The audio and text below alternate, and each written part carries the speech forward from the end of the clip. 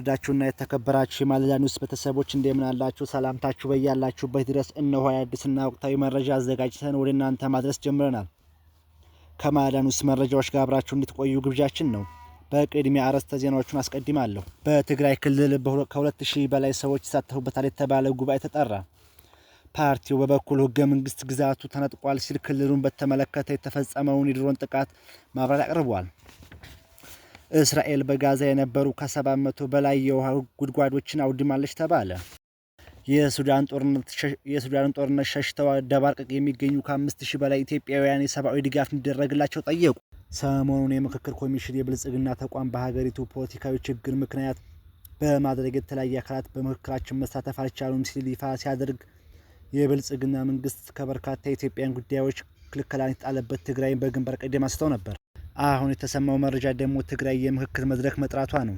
የቀረበው ሀሳብ ተከትሎ የተሰናዳ ክልላዊ ኮንፈረንስ መሆኑ ነው።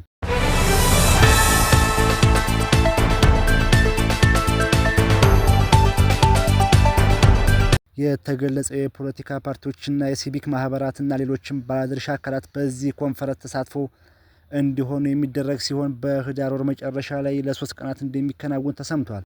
ትግራይ ትብከር ተሀብር ትሰግድ የሚል መሪ ቃል የሚከናወን ይህን ኮንፈረንስ የሚያዘጋጀው ኮሚቴ አስተባባሪ የሆኑት የሃይማኖት አባቶችና የተሰጡት መግለጫ በክልሉ ያለው ችግር ብቸኛ የመውጫ መንገድና ውይይት መነጋገር ስለሆነም ተናግረዋል። እስራኤል በጋዛ የነበሩ ከ700 በላይ የውሃ ጉድጓዶችን አውድማለች ተባለ።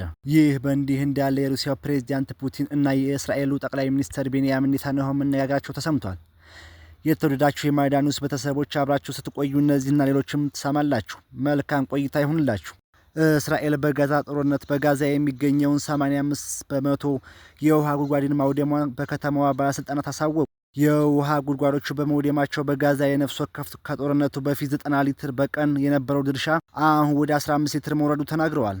የእስራኤልና የጋዛ ጦርነት የጋዛ ከተማ የሚያጠጣ 3 ዋነኛ የውሃ ምንጮች ያጠቃ ሲሆን ከእነዚህ የውሃ ምንጮች የሚገኘው ውሃ ከአንድ ዓመት በፊት 35% መቀነሱ ተናግረዋል። የጋዛ የከርሰ ምድር ውሃ በቀን 260,000 በላይ ኪዩቢክ ሜትር ውሃ በከተማው የሚያቀርብ ሲሆን በጦርነቱ እነዚህ የውሃ ማቅረቢያ ተቋማት በደረሰባቸው ጉዳት የሚያመርቱት የውሃ መጠን በቀን ከ93,000 ኪዩቢክ ሜትር በታች ሆኖ ነበር።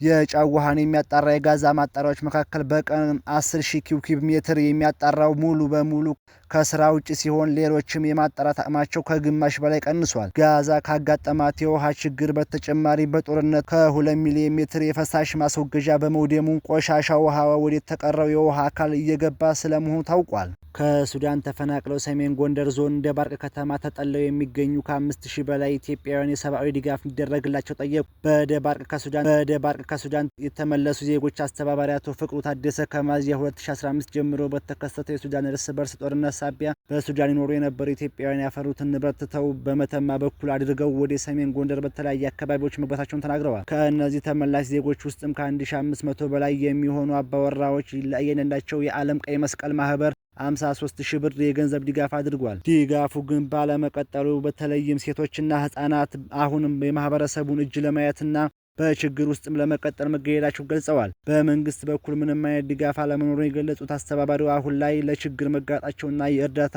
እንዲደረግላቸው ጠይቀዋል። በሰሜን ጎንደር ዞን አደጋ መከላከልና ምግብ ዋስትና ጽሕፈት ቤት ኃላፊ አቶ ሰላም ይሁን ሙላት ለተመላሾች የስነ ልቦናና የጤና ድጋፍ ማድረጋቸውን ተናግረዋል። ለተመላሾች ከአጋር አካላት አስቸኳይ ሰብአዊ ድጋፍ እንዲደረግላቸው አቅርበዋል።